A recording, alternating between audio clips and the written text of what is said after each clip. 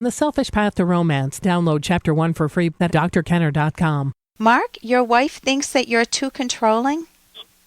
Well, I would say that it goes beyond that, and probably that's just a kind of a tagline to get the conversations going. Okay. It's more than that, and it has to do with the fact that she came down with brain cancer in November. When was this? And, November. Okay. And we went through all of the surgical stuff that goes along with that, and that came off pretty good. But the moment she was back home, I noticed that her attitude towards me was different. And what did you notice? What did I notice? She felt that I was trying to control things by, the big thing was the telephone, so she wasn't woken up all the time. And then if she slept too long, she would start having nightmares. And so we kind of settled on this pattern of less than 2 hours of sleep. So it was, let me rephrase that. She never was kept away from the phone or people calling into her. There was always a notepad with, here's who called. And even my children felt that I was controlling the situation because they had to go through me to get the mom type of thing. Yeah. And so it's pretty typical, but I noticed the shift, too, in that, I basically couldn't do anything right as well. And then... What do you mean by that, Mark? Well, no matter what I did, it wasn't the right way. And so a typical conversation would be something like, here's some muffins of this variety, and she would say, well, why didn't you cook me this kind instead? Yeah. It didn't matter what I did. There was always something wrong. Okay, whenever I hear that, I say there's something underlying it all. That if the stuff on the surface, Mark, doesn't make sense, what is the deeper thing that's going on?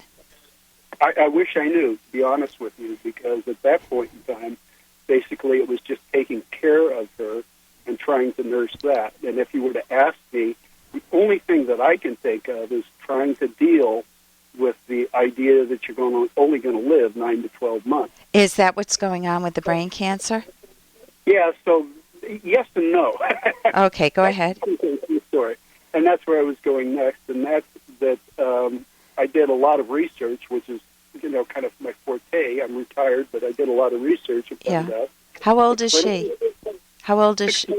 68? 62. Okay, and you're how old? I'm 65. I was retired. She was still working. Okay. And so basically I found that clinical trials offer a great opportunity in that usually you get better standard of care. And secondly, it overall it doubles your prognosis or the benefits of any kind of... Okay. And so I did a lot of work and found one that just worked perfectly as far as the markers she had for the cancer and everything else. And she was only the fifth one ever to get into this study. Yeah. And so to do that, we literally had to go live in another city for 5 months together. Yeah. How old? Go ahead. She went through a stem cell transplant, which, was just ugly. Radiation, chemotherapy, stem cell transplant, all these things to give her high dose chemotherapy. Higher than would, if they gave it to me today, I would be dead in 2 weeks. Okay. She's been taking. So now we start getting the chemo brain type of thing going on, too, at least in my estimation. That, things aren't quite right. And the stories I hear from other caregivers is confusion, maybe a bit of paranoia. And again, everything I'm doing is wrong. You're being mean to me. What am I doing? How am I being mean? Well, you're waking me up. You get me going for the appointment. Okay, let me stop here and jump. Unless there's something really important, let me jump in here. Mm-hmm. Okay, what I hear is that... Hey, I got to interrupt this because we've got to pay some bills. 30 seconds, that's it. A very quick ad, and then Ellen will be back. Romance. I wish I knew more about what girls want from a relationship. Boy, I wish I knew more about what I want. Where's that ad I saw? Here it is. The Selfish Path to Romance, a serious romance guidebook. Download Chapter 1 for free at selfishromance.com and buy it at amazon.com. The Selfish Path to Romance. That is interesting. Let me jump in here. Mm-hmm. Okay, what I hear is that both of you are going through significant trauma. You're dealing with loss on multiple levels.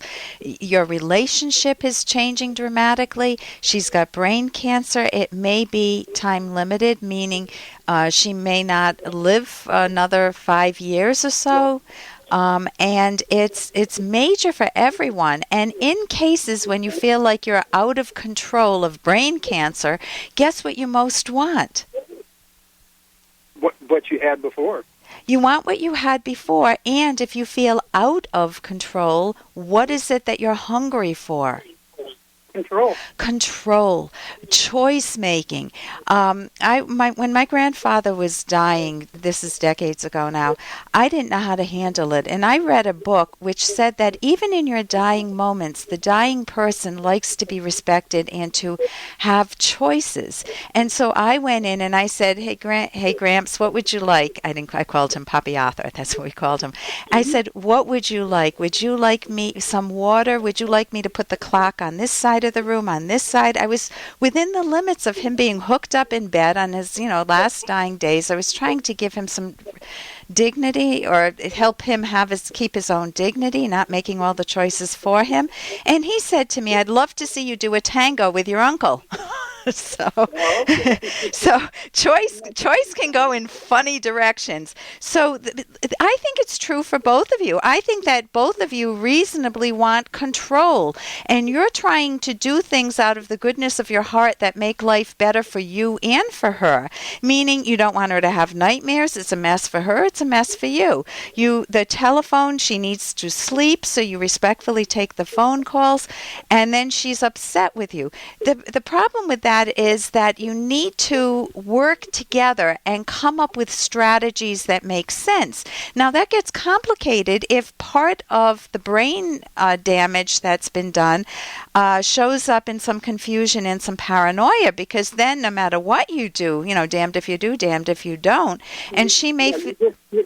You just hit the nail on the head. Go ahead. What I was going to say next is we finally get back home and are looking forward to finally getting some sanity as she continues to go through chemo. And 2 days later, she files a restraining order against me for being suicidal, a threat to myself. Who's she? Is she suicidal, or is she saying you're suicidal? That I am suicidal. But you're not. You're not. Well, right? No. Well, if I was, I certainly wouldn't be calling in here now. Okay, thank you. Thank you. Okay. So I'm hearing... Go ahead.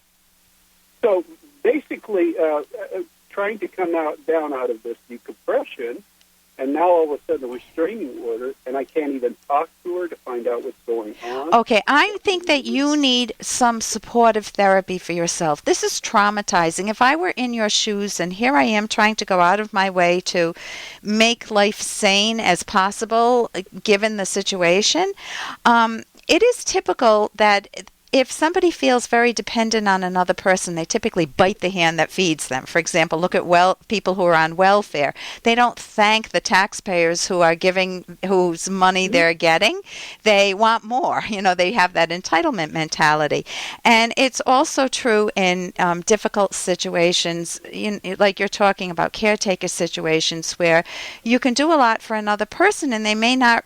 They resent it because they wish they were doing it for themselves, because they'd earned some self-respect. But maybe they can't. And so I would absolutely get some cognitive therapy or whatever supportive therapy is available for you, because you need some TLC, you need some help, and you need some good guidance. So, I am planning that too. I think the biggest question mark in my mind is still, after all of this, that I love her very much. And yet... You need to do some anticipatory grief work, too. If you hold on, I'll talk with you during the break. For more Dr. Kenner podcast, go to drkenner.com and please listen to this ad. Here's an excerpt from The Selfish Path to Romance, the Serious Romance Guidebook by clinical psychologist Dr. Ellen Kenner and co-author Dr. Edwin Locke. Communication is not only verbal. Observe how your partner acts in different situations.